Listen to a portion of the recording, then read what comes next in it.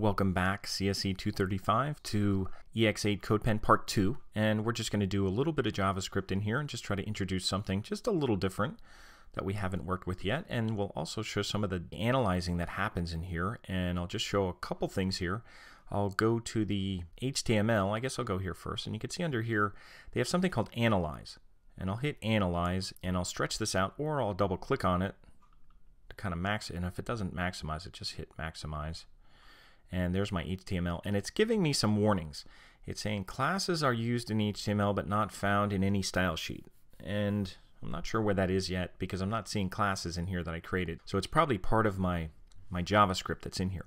But there's three things. It says an on-click attribute was found in the HTML. Use external scripts for event binding instead. So it's kind of saying that, you know, common practice isn't to use JavaScript inside HTML, and that's what we're doing here, because remember, progressive enhancement wants to keep the HTML and the CSS and the JavaScript separate, and we're not, because remember, we did an on-click event and we put a function name right in the HTML, and they're recommending not to do that. And again, it's not that it won't work or it's a bad thing, it's just common, you know, it's just kind of more modern practice is to try and keep it separate. So we'll try that out, but how do we do that? How do we actually run a button without JavaScript on it? And what we do is we use something called an addEventListener, and for anybody who's worked in Flash and ActionScript, you might be familiar with the addEventListener. Now this will be a little simpler than it used to be in Flash, but it's the same kind of concept where you basically write the code and you identify the button. We used to give it like instance names and you had to identify the button. We're going to give it an ID name. We'll start off here just with something called you know, we'll look at our first button. And remember, we had these upper and lower buttons that were down here. This was kind of the up button, down button. We called it lower, and higher was the function that ran from it. But we didn't really give it an ID name. But we're going to give it an ID name now, and I'll just call it down and up. Just you know, just a little bit different than the lower and higher of the function name. So I'll call it down and up. So the first one that was actually running the lower function, I'm just going to give that an ID name, and I could use the name and I could use the quotes here because that's the way we set up an ID.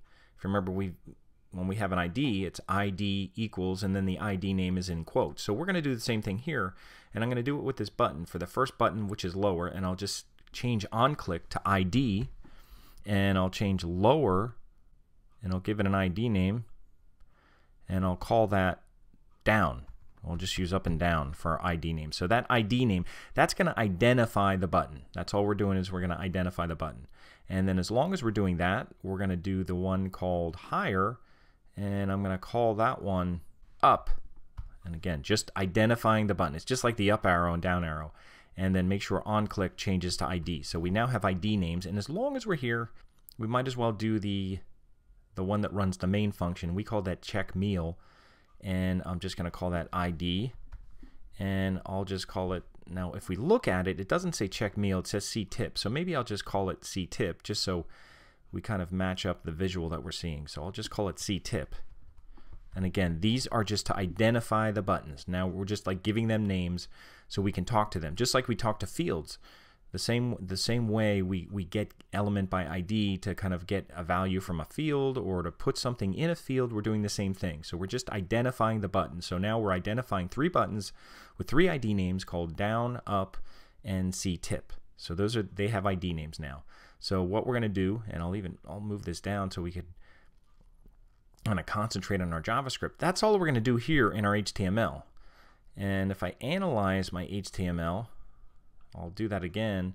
I think it should be okay. I'm not getting any errors in there right now, so that's okay. And I'll go to my JavaScript, just for the heck of it, I'll go to my JavaScript, see if I have any errors here or anything that it recommends. There's Analyze, and if you scroll down, you'll see some of these things. And they're saying to use 3 equal signs, and we'll talk about that later. We don't have to, but you know, hey, if it's saying using, that's absolute equality, and we could put that in there. Not that, we want an equal sign in there, so we can do that. And then if we analyze, that one should go away. And we should get some others in here. This one, it's telling us leading decimal point can be confused with a dot. And then it has Google it. We don't have to Google it. It probably just wants a 0 in front of it. So here where we have a number that's 0.01, we'll just put a 0 in front of it. And I'll analyze again, and that should go away. And I think I have another one like that with a number. Or is that it? That's the only one. So I don't have any other errors right now. I won't worry about the CSS right now, but that's helpful just to see what they recommend to use. So we're in our JavaScript right now, and I have it kind of full view. And like I said, you can use maximize, minimize, or you could kind of move them around. If you double click on one of these, it should bring the other one up again.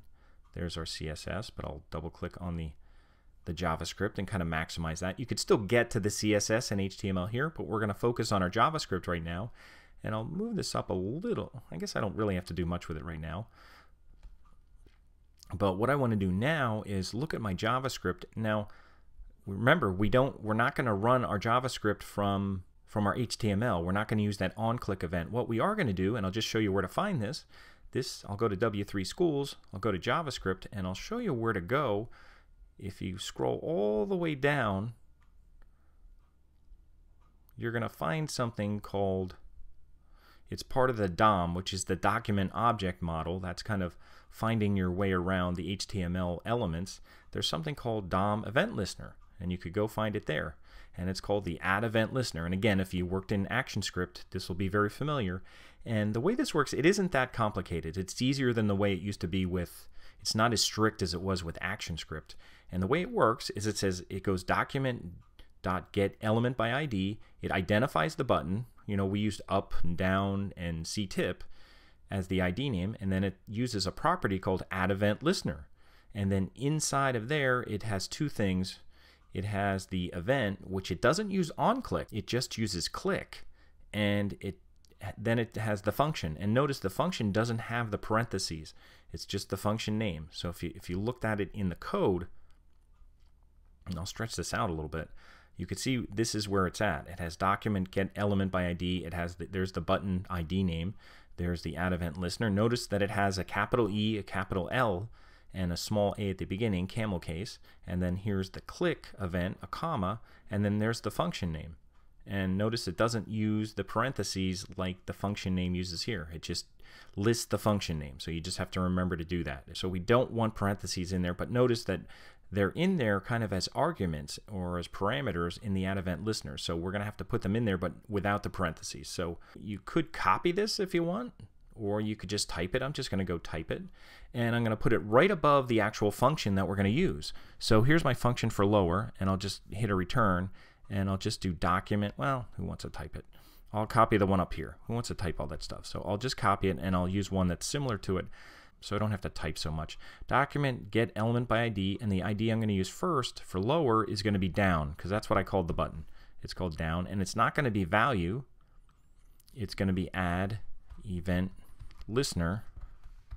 And you got to type it right, and you got to have to make sure that you use the capital E and the capital L. And it's not going to be equals. We're not setting a value yet. What we're doing is we're putting in parentheses. We're putting the click, and then there's a comma after it.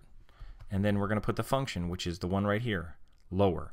And we don't have to put parentheses. It's just going to be lower. And that's it. And what that should do is it should identify the down button and basically run on the click event. It should run the lower function. That's what it should do. Now I could kind of go here and just see if it works. And it's working. The other one, not working. This one's working. So it's working. So it's running that function. So if that one works, it'll be very easy to do the other one. I'll just copy this and put it in front of the function higher and just change the ID of the button, because we're identifying the button that's called up. If you call it up, you could call them higher and lower. That way they'd be the same. And also it's going to be click. And instead of lower, this one's going to be higher, because that's the function name. Here's the function name right here. I'll scroll up a little. See that function, that should be running the function, which is defined right here by where it says function higher. So higher is the function, and it's in here, no parentheses. So that one should work. Let's just see if it works. And I'll hit my up button, and that's working. So these things are working. So those functions are working all right. So this isn't that hard. And I'll copy this again, and I'll do it in front of the check meal. Remember, we don't want to do it in front of the ctip. We want to, because this function actually kind of checked if we had something in there first. So this was the function that was actually initiated when we click on the button, and then we ran the ctip. So I'm just going to hit return and paste, Now in this case, we called the button ctip. So we just identified the button, and we called it ctip because the button says ctip on it. That's why we called it that. And the other, see, we called this down, up, because they're kind of up and down arrows, and we called the button ctip, even though it's running the check meal function. So we have to make sure that it's running the check meal function. So that one has to stay the same because that's what it's going to be doing. It's going to be running the check meal function. It's not going to be running ctip because ctip is going to happen, if you remember from that exercise, that runs after it's verified that there's something in that one field. So I'm just going to make sure that that runs, and I could save this at this point. So I'll save this,